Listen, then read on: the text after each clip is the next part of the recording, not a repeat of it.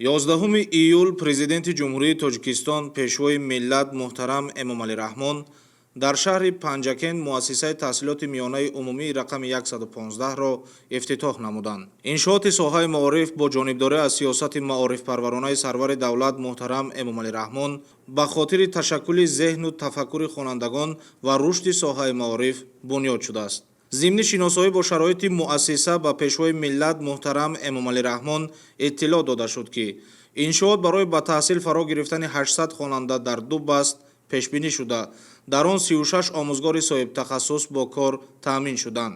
Бинои таълимӣ дорои 21 синфхонаи муҷаҳҳаз, ҳуҷраҳои корӣ, толори фарҳанг бо 63 ҷойи нишаст, китобхона, ошхона, толору майдончаи варзишӣ ва дигар ҳуҷраҳои ёрирасон буда ҷавобгӯ ба талаботи байналмилалӣ сохта шудааст. Кабинетҳои фаннӣ аз ҷумла физика, химия, биология, технологияи информатсионӣ ва дигар шароити мусоиди таълиму тадрис ба ташаккули дониши муҳассилин мусоидат менамояд. ман миннатдории худро ба асосгузори сулҳу ваҳдати миллӣ, пешвои миллат, президенти ҷумҳурии Тоҷикистон муҳтарам Эмомалӣ Раҳмон мерасонам ки ба мо чунин мактаби замонавиро ҳадя намуданд. раванди таълим дар асоси барномаҳои давлатии таълимии соҳавӣ бо забонҳои хориҷӣ аз ҷумла русиву англисӣ ба роҳ монда шудааст. қабули хонандагон ба муассиса бо роҳи санҷиш ва баҳогузории донишу маҳорат сурат мегирад. роҳбари давлат муҳтарам Эмомалӣ Раҳмон масъулонро вазифадор намуданд ки сатҳу сифати таълиму тарбияро мунтазам назорат ва таҳлил намоянд. омӯзгоронро пайваста ба курсҳои такмили ихтисос ҷалб намуда, барои таълифи дастурҳои дастрасии мутобиқ ба воқеияти миллию ҷаҳонӣ иқдом намоянд. من اشتراکچی چندون آزمون المپیادها از جمله اشتراکچی دور شهری آزمون جمهوری فروغ صبح دانایی کتاب است. از روی نمینتی خواندن و از یاد کردن آثار ادیبان کلاسیک اشتراک نموده در دور شهری آزمون سزاوار جای افتخاری گردیدم.